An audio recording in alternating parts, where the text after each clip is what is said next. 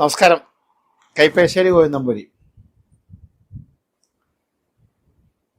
ധർമ്മദൈവം പ്രസാദിച്ചാൽ കുളിർപ്പൂ തറവാടുകൾ. ഒരുപാട് വീഡിയോകൾ ഇടയ്ക്ക് പല ഭാഗങ്ങളായിട്ടും പരദേവതയെക്കുറിച്ച് വളരെ വ്യക്തമായിട്ടും ഞാൻ നിരവധി തവണ നമ്മൾ തമ്മിൽ സംവദിച്ചിട്ടുള്ള വിഷയമാണ് പരദേവതാ സങ്കല്പം. പരദേവതയെക്കുറിച്ച് പറഞ്ഞിട്ടുണ്ട്. ഓരോ കുലത്തിലും ഓരോ ദേവതമാരെ പറഞ്ഞിട്ടുണ്ട്. നമ്മുടെ കുടുംബത്ത് വെച്ചാരാധിക്കുന്ന ഈശ്വരന്മാരെ കുറിച്ചൊക്കെ ഞാൻ സംസാരിച്ചിട്ടുണ്ട്. അങ്ങനെയൊക്കെ പലതവണ പറഞ്ഞിട്ടുണ്ട്. ഇപ്പം ഈ കഴിഞ്ഞ ദിവസം ഒന്ന് രണ്ട് ഇൻസിഡന്റ് ഒന്ന് രണ്ട് പറഞ്ഞ രണ്ട് മൂന്ന് ഫാമിലികൾ പറഞ്ഞതിൻ്റെ ഒരു പശ്ചാത്തലത്തിൽ ഞാൻ അതിനെ ഒന്നുകൂടി പറയുക എന്നുള്ളതാണ്.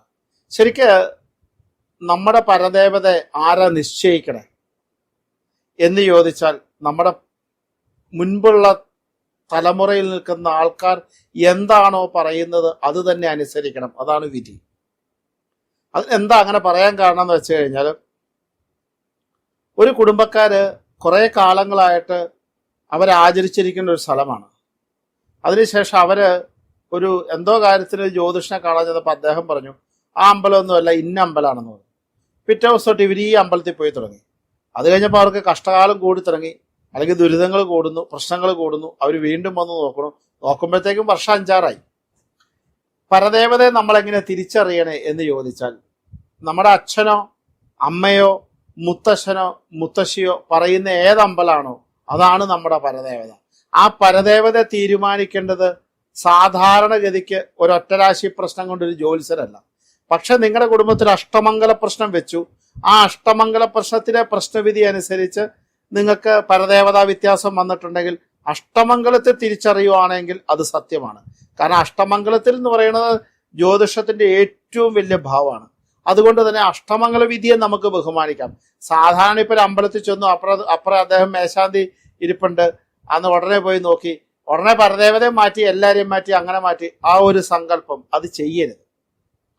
നമ്മുടെ അച്ഛൻ പറഞ്ഞിരിക്കണത്, അല്ലെ അമ്മ പറഞ്ഞിരിക്കണത്, നമ്മുടെ മുത്തശ്ശൻ പറഞ്ഞിരിക്കണത്, നമ്മുടെ മുത്തശ്ശി പറഞ്ഞിരിക്കുന്നത് ഏത് സങ്കല്പമാണോ ആ സങ്കല്പം, ഏത് ക്ഷേത്രമാണോ അല്ലെങ്കിൽ ആ ക്ഷേത്രത്തിൽ തന്നെ അവിടെ തന്നെ നമ്മൾ പോയിരിക്കണം. അത് തന്നെയാണ്. കാരണം നമ്മുടെ അച്ഛനെ എടാ മോനെ അച്ഛ എന്ന് വിളിക്കൂ എന്ന് പറഞ്ഞ ആളെ ചൂണ്ടിക്കാണിച്ച് കുട്ടിക്കാലം തൊട്ട് അമ്മ നമ്മളെ വിളിപ്പിക്കുകയാണ്. ആ അമ്മക്കറിയാം ഇത് അച്ഛനാണ് എന്ന് അമ്മക്കറിയാം. അതുപോലെ തന്നെ അച്ഛനും അമ്മയ്ക്കറിയാം ഇത് ഈ ക്ഷേത്രമാണ് നമ്മുടെ മൂലകുടുംബം. അത് മാറ്റാനായിട്ട് ഒരു ജ്യോതിഷവിധിക്കും സാധിക്കില്ല. ഒരിക്കലും നമുക്ക് പരദേവതാ ക്ഷേത്രം അറിയില്ല. അങ്ങനെയാണ് സങ്കല്പെങ്കിൽ നമ്മൾ രാശി വെച്ച് നോക്കും.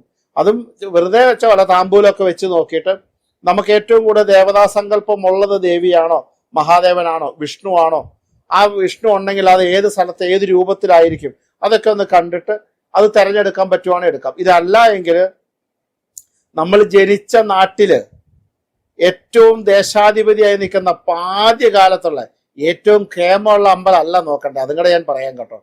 വളരെ ഗംഭീരമായിട്ട് ഉത്സവങ്ങൾ ഇപ്പൊ നടത്തുന്ന അമ്പലങ്ങൾ കാശുള്ളവർ കൂടുതൽ ആനയൊക്കെ ഇറക്കി വലിയ ചെണ്ടമേളമൊക്കെ നടത്തി. അതുകൊണ്ട് അങ്ങനെയല്ല ചിന്തിക്കേണ്ടേ. കുടുംബക്ഷേത്രങ്ങളല്ലാത്ത പരമ്പരാഗതമായി നിൽക്കുന്ന ദേശത്തിലെ ഏറ്റവും വലിയ ക്ഷേത്രം ഏതാണോ ആ ക്ഷേത്രത്തെ തന്നെ നമ്മളെ പരദേവതയായി സങ്കല്പിച്ചു എന്നിടത്ത് ഒരു വിരോധവുമില്ല. ഒരിക്കലും അറിയാൻ നിവൃത്തിയില്ലാത്ത കുടുംബക്കാരുടെ കാര്യം ഞാൻ പറയണം. എല്ലാവരും അങ്ങനെയല്ല. എങ്ങനെയെങ്കിലും അറിയാൻ പറ്റുമെങ്കിൽ അതിനെ അറിയുക. അറിയുന്നത് മാത്രം പോരാ, എല്ലാ ആൾക്കാരും അവിടെ ദർശനം നടത്തുന്നത് നിർബന്ധമാക്കിയിരിക്കണം. അപ്പൊ ഞാൻ പറഞ്ഞു വന്നത്, നമ്മൾ ആചരിച്ചുകൊണ്ട് പോകുന്ന ആചരണത്തെ സാധാരണ ഒരു ഒറ്റരാശി പ്രശ്നം എന്നിട്ട് ഓടിച്ചെന്ന് നമുക്ക് ഇപ്പോഴത്തെ അവസ്ഥയുണ്ടെന്ന് നോക്കണം. സാധാരണ ജ്യോതിഷം കൊണ്ട് നിങ്ങളുടെ പരദേവതയെ മാറ്റണം എന്ന് ആരെങ്കിലും പറഞ്ഞാൽ അത് വിശ്വസിക്കേണ്ട, കേൾക്കണ്ട, അനുസരിക്കണ്ട. കാരണം അതിനല്ലെങ്കിൽ ഒരു പ്രമാണം വേണം. നിങ്ങളുടെ കുടുംബം ശാക്തേയ സമ്പ്രദായത്തിൽ ആചരണം ഉണ്ടായിരുന്നു, അങ്ങനെ വ്യക്തമായി തെളിയുകയും നമ്മുടെ അനുഭവകഥകളും അങ്ങനെയുണ്ടെങ്കിൽ മാത്രമാണ് മാറി ചിന്തിക്കേണ്ട വിഷയമുള്ളൂ. ഇപ്പൊ ചില ദിവസങ്ങളിൽ കുടുംബത്ത് പഴയ കാലത്തെ ദേവീ ക്ഷേത്രങ്ങളിലെ ദേവീ ആരാധന, ഇപ്പം മച്ചിൽ ഭഗവതി ആരാധിക്കുന്ന കുറെ ആൾക്കാരുണ്ട്. അതുപോലെ പുലിയാമ്പള്ളി ഭഗവതി ആചരിക്കുന്ന ഒത്തിരി ആൾക്കാരുണ്ട്. അതുപോലെ പഞ്ചമൂർത്തികളെ ആചരിക്കുന്ന ഒരുപാട് കുടുംബക്കാരുണ്ട്. അങ്ങനെ എന്തെങ്കിലും സമ്പ്രദായത്തിൽ നമ്മുടെ ആചരണം ഉണ്ടെന്ന് വെക്കട്ടെ, ആ ആചരണമാണോ രാശി തെളിഞ്ഞു വന്നേക്കുന്നത്, പരദേവതയാണോ എന്ന് തിരിച്ചറിയാൻ പറ്റാതെ വന്നിട്ടുണ്ടെങ്കിൽ, അങ്ങനെയൊന്നും തിരിച്ചറിയാതെ ഒത്തിരി ആചരണങ്ങളെ മാറ്റിവിട്ടിട്ടുണ്ട്. അപ്പൊ അതുകൊണ്ട് നമ്മൾ കേട്ട കഥയിലുള്ള അമ്പലമാണോ എന്ന് നമ്മൾ ശ്രദ്ധിക്കണം. നമ്മൾ കേൾക്കാത്ത കഥയിലെ ഒരു അമ്പലമാണ് അദ്ദേഹം പറയണമെങ്കിൽ അത് നിങ്ങൾ മൈൻഡ് ആക്കണ്ട. നിങ്ങൾ ചിന്തിക്കേ വേണ്ട അതിനെക്കുറിച്ച്. നിങ്ങൾ ഉടനെ തന്നെ നിങ്ങൾ പണ്ട് എവിടെയാണോ പോയത് അങ്ങനെയുള്ള സ്ഥലങ്ങളിൽ തന്നെ പോകണം. അതിനകത്ത് യാതൊരു സംശയവും വേണ്ട. ഒരിക്കലും അറിയാൻ പറ്റില്ല. ഒരു നിവൃത്തിയില്ലെങ്കിൽ നമ്മൾ ജനിച്ച നാടിന്റെ ദേശാധിപതിയെ നമുക്ക് നമ്മുടെ സങ്കല്പത്തിലുള്ള പരദേവത ഏറ്റെടുക്കാം. അതിൽ തെറ്റില്ല എന്ന് പറഞ്ഞാൽ ഒരിക്കലും അറിയില്ലാത്ത അവസ്ഥയില്ല. കാരണം ദേശത്തിന്റെ അധിപതിയായി നിൽക്കുന്ന ഈശ്വരനും നമ്മുടെ മൂലകുടുംബ ക്ഷേത്രം എന്ന് പറയുന്ന പരദേവതാ ക്ഷേത്രത്തിലെ ഈശ്വരനും നമുക്ക് തുല്യ പ്രാധാന്യമാണ് കൊടുക്കുന്നത്. അതുകൊണ്ട് തന്നെ പെട്ടെന്ന് ആരെങ്കിലും പറഞ്ഞ് ഒരുപാട് പേര് അമ്പലങ്ങൾ മാറ്റുന്നൊരു സ്ഥിതിവിശേഷം കണ്ടിട്ടുണ്ട്. അപ്പൊ അത് മാറ്റണമെങ്കിൽ വിരോധമില്ല. ഒരുപാട് തവണ ആലോചിക്കാതെ നമ്മൾ പരദേവതയെ മാറ്റി ചിന്തിക്കാൻ പാടില്ല. ഒരാളോ രണ്ടാളോ പറഞ്ഞു എന്ന് വെച്ച് പരദേവത പെട്ടെന്ന് മാറ്റി ചിന്തിക്കാൻ നിൽക്കരുത്. അല്ലെങ്കിൽ അതിന്റെ കാര്യകാരണം ബോധ്യപ്പെടാതെ ചെയ്യരുത്. എന്തെങ്കിലും പറഞ്ഞു എന്നും കേട്ട് അങ്ങോട്ട് ഓടാൻ നിൽക്കരുത്. അതിനകത്ത് ഒരു കാര്യം. രണ്ടാമത് ഒരു കാര്യമാണ് ഞാൻ പറയാം. ഈ അടുത്ത കാലത്ത് പണ്ട് ഞാൻ പരദേവതാ ദർശനത്തെക്കുറിച്ച് വളരെ കേമമായിട്ട് പറഞ്ഞു തന്നിട്ടുണ്ട്. എങ്കിലും ഈ അടുത്ത കാലത്ത് അത് പഴയ വീഡിയോ അതൊക്കെ ആൾക്കാർ കാണാത്തതാണോ, അല്ലെങ്കിൽ പലരോടും സമ്മതിക്കുമ്പം പരദേവത തന്നെ അവർക്ക് കുഴപ്പമില്ല, ഞങ്ങൾക്ക് അങ്ങനെ ഒരു രീതിയിലേക്കാണ് കാണണം. അത് മനസ്സിലാക്കേണ്ട ഒരു വിഷയം. ഇത് കേൾക്കാത്തവരാണെങ്കിൽ നിർബന്ധമായും കേട്ടവർക്ക് എന്നെ അറിയാൻ ഞാൻ പറഞ്ഞിട്ടുണ്ട്.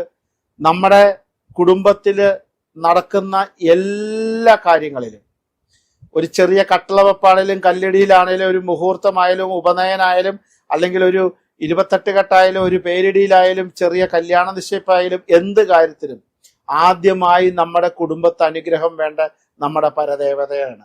പരദേവതയുടെ അനുഗ്രഹം ഇല്ലാതെ ഒരു കുടുംബവും ഒരടി പോലും മുന്നോട്ട് വെക്കാൻ പറ്റില്ല.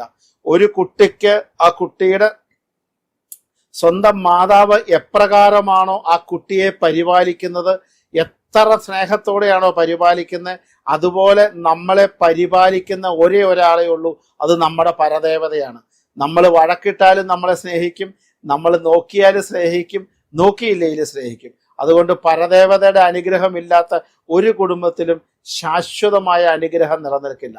ലോകത്ത് എത്ര ക്ഷേത്രങ്ങളിൽ പോയാലും സ്വന്തം പരദേവതാ ക്ഷേത്രത്തിലോ ദേശത്തിന്റെ അധിപനായി നിൽക്കുന്ന അമ്പലത്തിലോ പോകാത്തൊരു വ്യക്തിക്ക് പൂർണ്ണമായിട്ട് മോക്ഷത്തിലേക്കോ നന്മയിലേക്കോ ഐശ്വര്യത്തിലേക്കോ എടുക്കാൻ പറ്റില്ല. ദേശാധിപതിയായി നിൽക്കുന്ന ഈശ്വരന്റെ അനുഗ്രഹവും പരദേവതയായി നിൽക്കുന്ന അനുഗ്രഹവും കിട്ടാതെ ഒരു വ്യക്തിക്ക് ഒരു സ്റ്റെപ്പ് പോലും മുന്നോട്ട്. ബാക്കിയുള്ള സകല അമ്പലങ്ങളിലും ചില അമ്മമാര് പറയും, എൻ്റെ ഭർത്താവ് നാട്ടിലുള്ള ഒരു അമ്പലത്തിലൊന്നും പോവില്ല, അകലെയൊക്കെയാണ് പോകുന്നത്. അതിലൊരു കാര്യമില്ല. കാരണം അത് മണ്ടത്തരമാണ്. നമ്മൾ ആദ്യം നമ്മുടെ പരദേവതയും ദേശാധിപതിയും തൊഴണം. അവിടെ ചെല്ലുമ്പോൾ ഈശ്വരൻ വിചാരിക്കും, കണ്ടോ സ്വന്തം പരദേവത തൊഴാത്താനോ ഇപ്പൊ എൻ്റെ അടുത്ത് സങ്കടമായിട്ട് വന്നേക്കണെന്ന്. നമ്മളെ വിശ്വസിക്കേണ്ട ഈശ്വരന്മാരാണെങ്കിൽ. അപ്പൊ അതുകൊണ്ട് പരദേവതാ ഭജനവും ദേശാധിപത ഭജനവും നിർബന്ധമായി ചെയ്യണം. അതൊരു കുട്ടി ജനിച്ചാൽ അവന്റെ ചോറൂണ് അച്ഛൻ വഴിക്കോ അമ്മ വഴിക്കുള്ള പരദേവതാ ക്ഷേത്രത്തിൽ ചെയ്യുക. അതിൽ ആരാ കേമത്തം? ഞങ്ങൾ കുറെ ആൾക്കാർ പറയും ഞങ്ങൾ അമ്മ വഴിക്കാൻ അച്ഛൻ വഴിക്ക് പോവുകയേ വേണ്ട. ഈ അച്ഛനില്ലാതെ കുട്ടി ഉണ്ടാവോ? ഞങ്ങൾ അച്ഛൻ വഴിക്കാണ്, അമ്മ വഴിക്കുള്ള പരദേവത ഞങ്ങൾക്ക് നോക്കിയേ വേണ്ട. അതും പറ്റുമോ? അപ്പൊ അതുകൊണ്ട് നിർബന്ധമായിട്ട് പരദേവത എന്ന് പറയുന്നത് അച്ഛൻ വഴി അമ്മ വഴി നമ്മൾ ചിന്തിക്കലും കുറെ ചില കാസ്റ്റ് ജാതി അനുസരിച്ച് അത് മാറുന്നുണ്ട്. അപ്പൊ അതുകൊണ്ട് നിങ്ങളുടെ ഏതാണോ സമ്പ്രദായം ആ സമ്പ്രദായത്തിലുള്ള പരദേവത നിർബന്ധമായും ഒരു കുഞ്ഞു കാര്യത്തിനായാലും പോയി തൊഴുതിരിക്കണം, പ്രാർത്ഥിച്ചിരിക്കണം, വഴിപാട് കഴിച്ചിരണം. ഒരു 6 മാസത്തിൽ ഒരു 120 കിലോമീറ്റർ പരിസരത്താണ് നിങ്ങളുടെ പരദേവത എങ്കിൽ ഒരു 6 മാസത്തിനുള്ളിലെങ്കിലും ഒരു പ്രാവശ്യം വർഷത്തിൽ 2 തവണ പരദേവതാ ക്ഷേത്രങ്ങളിൽ നിർബന്ധമായും തൊഴുതിരിക്കണം. ഒരു പരദേവതാ ക്ഷേത്രത്തിൽ നിർബന്ധമായും തൊഴുമ്പോൾ ഒരു കാര്യം കൂടെ നിശ്ചയിക്കണം. ഒരല്പം ഉണക്കലരി, ശർക്കര, എണ്ണ, നെയ്യ്, അവില്, മലര്, അങ്ങനെ നിവേദ്യ സ്ഥാനങ്ങൾ, അതായത് ഇതെല്ലാം ഒരു പൂജാ സ്ഥാനങ്ങളാണ്, ഭഗവതിക്ക് കഴിക്കാനുള്ള അത്രയും സാധനങ്ങളൊക്കെ വാങ്ങിച്ചു കൊണ്ടുപോയി ആ ഭഗവതിയുടെ മുമ്പിൽ സമർപ്പിക്കാമെങ്കിൽ അത് വളരെ കേമത്താണ്. കാരണം അവിടെ പോയി രസീത് എഴുതിയിട്ട് ഒരു 25,000 രൂപ കൊടുക്കുന്നതിലും ശക്തിയാണ്, അനുഗ്രഹമാണ്. ആ ഭഗവതിക്ക് ഒരു നേരത്തെ നിവേദ്യം വെക്കാനുള്ള ഉണക്കലരി കൊടുക്കുക, ഒരു നല്ല കടുംപായസം വെക്കാനുള്ള ശർക്കര കൊടുക്കുക, അവിടെ ഒന്ന് ഉപസ്തരിക്കാനും അവിടെ ഒഴിക്കാനുമുള്ള ഒരു 1/4 കിലോ നെയ്യ് കൊടുക്കുക, അവിലും മലരും ശർക്കര അവിലും മലരും മലർനീരത്തിന് കൊടുക്കുക. അങ്ങനെയുള്ള നിവേദ്യസാധനമൊക്കെ കൊടുത്തിട്ട് അവിടുത്തെ മേശാന്തി ഏൽപ്പിച്ചിട്ട് ഇരിക്കട്ടെ, പതുക്കെ നിവേദിച്ചാൽ മതി. നമ്മളൊന്നും വാങ്ങണ്ട, അവിടെ കൊടുത്താൽ മതി. ഭഗവതിയെ ഏൽപ്പിക്കുക, ഭഗവതിയെ സമർപ്പിക്കുക. ആ സാഷ്ടാംഗം നമ്മുടെ വകയായി സാധനങ്ങൾ സമർപ്പിക്കുക. അതിനൊരു കേമത്ത. കാരണം ഇന്നത്തെ 500 നോട്ടും 1000 നോട്ടും വെച്ച ഭഗവതിക്ക് അത് വേണ്ട. ഒരു നോട്ടുമാലയും ഭഗവതിക്കും ഭഗവാനും വേണ്ട. ഒരു ലക്ഷങ്ങളുടെ സ്വർണങ്ങളും വേണ്ട. നിവേദ്യ സാധനങ്ങൾക്ക് അതിശക്തമായി നിൽക്കുന്ന പ്രാധാന്യമുണ്ട്. അപ്പൊ കഴിഞ്ഞ ദിവസം വേറൊരാൾ പറഞ്ഞു, ഞങ്ങളിപ്പോ വാടകയ്ക്ക് താമസിക്കുന്നത് എറണാകുളത്താണ്, അവിടുത്തെ ദേശാധിപതിയെ തൊഴാൻ മതിയോന്ന്. അപ്പൊ നമ്മൾ വാടകയ്ക്ക് താമസിക്കുന്ന അമ്പലങ്ങളിലൊക്കെ നമ്മൾ തൊഴണം. അത് ദേശാധിപതി ആകില്ല. കാരണം നമ്മൾ ജനിച്ച സ്ഥലത്തെ, ജനിച്ച നാട്ടില് നമ്മുടെ മണ്ണിന്റെ ചേർന്ന് നിൽക്കുന്ന ഏതാണോ ദേശാധിപതി, അതിനൊരു പ്രാധാന്യമുണ്ട്. നമ്മുടെ കുടുംബം നിലനിന്ന സ്ഥലത്തെ ദേശത്തിന്റെ അധിപതിയായ ക്ഷേത്രം തന്നെയാണ് ദേശാധിപതി. നമ്മൾ ജനിച്ചപ്പോൾ നമ്മുടെ തറവാടിന് എഴുതി വെച്ചേക്കണ പരദേവതയാണോ, അത് തന്നെയാണ് നമ്മുടെ പരദേവത. നമ്മുടെ 50 തലമുറ കഴിഞ്ഞാലും പരദേവത മാറുന്നില്ല. അതാണ് സംശയം. നമ്മൾ ജനിക്കുന്ന നാട്, നമ്മൾ വളർന്ന നാട്, നമ്മൾ എന്നും തൊഴുത നാട്, നമ്മളെ വളർത്തിയ നാട്, ആ നാട്ടിലെ ഭഗവാൻ അല്ലെ ഭഗവതിയാണ് നമ്മുടെ ദേശാധിപതി. അതുകൊണ്ട് നമ്മൾ വാടകയ്ക്ക് താമസിക്കുന്നതിനടുത്ത് നമ്മുടെ ദേശാധിപതി ആവില്ല. പക്ഷെ വാടകയ്ക്ക് താമസിക്കുന്ന അമ്പലങ്ങളിലും നമ്മൾ അങ്ങനെ ഒരു മണ്ടത്തരം കഴിഞ്ഞ ദിവസം കേട്ടോണ്ട് ഞാൻ പറഞ്ഞത്. ഇത് ശരിക്കും പറഞ്ഞാൽ പലർക്കും ഉണ്ടാവുന്ന സംശയങ്ങളാണ് എന്താണെന്നുള്ളത്. അതുകൊണ്ട് ഞാൻ അതും കൂടെ പറഞ്ഞു എന്നേ ഉള്ളൂ. ഇതൊക്കെ നിങ്ങൾക്കറിയാം. എന്നെക്കായാലും വിവരവും വിദ്യാഭ്യാസവും അറിവും ജ്ഞാനവും ഉള്ളവരാണ് നിങ്ങൾ, അതെനിക്കറിയാം. എങ്കിലും നിങ്ങളോട് സംവദിക്കുമ്പോൾ അത് പൂർണ്ണതയിൽ എത്താൻ വേണ്ടി ഞാൻ പറഞ്ഞു എന്ന് മാത്രമേ ഉള്ളൂ. പരദേവത എന്ന് പറഞ്ഞാൽ പാരമ്പര്യമായി പകർന്നു തന്നെ അറിവിലൂടെ നമ്മുടെ കുടുംബത്തിന് ലഭിക്കുന്ന നിതാന്തമായ അനുഗ്രഹ കലയുടെ ഭാവത്തെയാണ് പരദേവത. ആ പരദേവതയുടെ അനുഗ്രഹം മാത്രമാണ് ഒരു കുടുംബത്തിന്റെ നിത്യദാനമായ നടത്തിപ്പിന് അല്ലെങ്കിൽ നിത്യദാനമായ സന്തോഷത്തിന് പരമ്പരയ്ക്ക് ഏറ്റവും ഐശ്വര്യം നൽകുന്നത്.